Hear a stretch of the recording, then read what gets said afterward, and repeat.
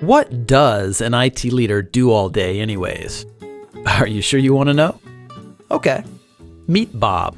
Bob is a CTO in Chicago. So the CEO tells Bob that they're opening 2 new office locations in 2 months. So Bob needs to get them running in 8 weeks. And of course, Bob is already drowning in a sea of other projects.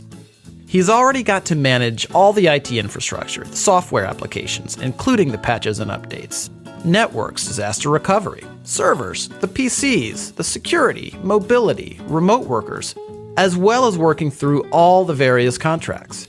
Now he's got to duplicate all this around 2 new locations. Fast. Oh yeah, the boss says he wants Bob to start looking at cloud solutions because he read something interesting about cloud on LinkedIn. Bob finds out his current vendor doesn't provide service in one of the new locations. He doesn't know who operates in Dallas, so Bob researches it for 2 weeks and finds 7 potential vendors. 7 potential vendors. And time is running out.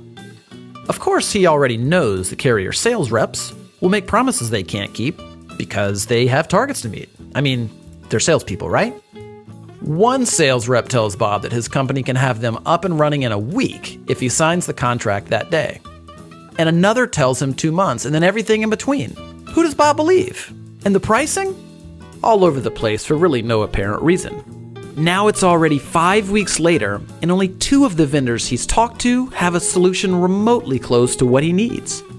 And now what about cloud? The process starts all over again. And Bob is no cloud expert, so he's flying completely blind here. Who should he believe? Then Bob talked to a supplier agnostic trusted technology advisor. They're a third-party neutral company that operates as a telecom and cloud solutions agency, like a consultant and a broker combined. But they're much better than that. I'll tell you about that in a second. You see, the right trusted technology advisor already knows the strengths and weaknesses of every carrier and supplier in the country. They know which suppliers can fit the needs of Bob's industry, his locations, and his company's unique systems and strategies.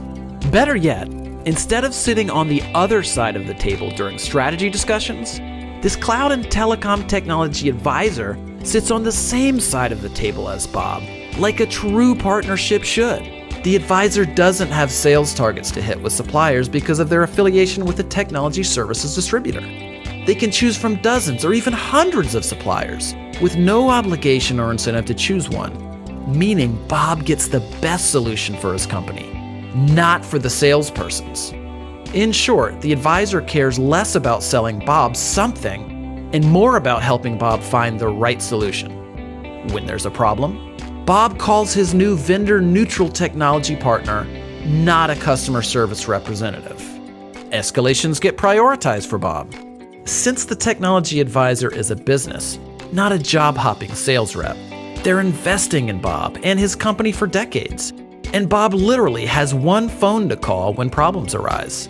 That's total accountability before, during, and after the implementation. But that's not even the best part. You see, whatever supplier and solution that Bob and his technology advisor decide on, his advisor will negotiate rates with the supplier that are the same or better than Bob would get by going direct.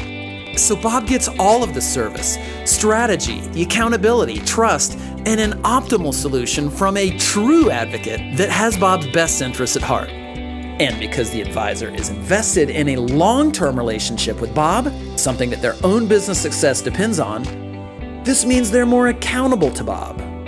So everybody wins, including the supplier who gets more business without having to manage salespeople. It's how business is evolving in IT.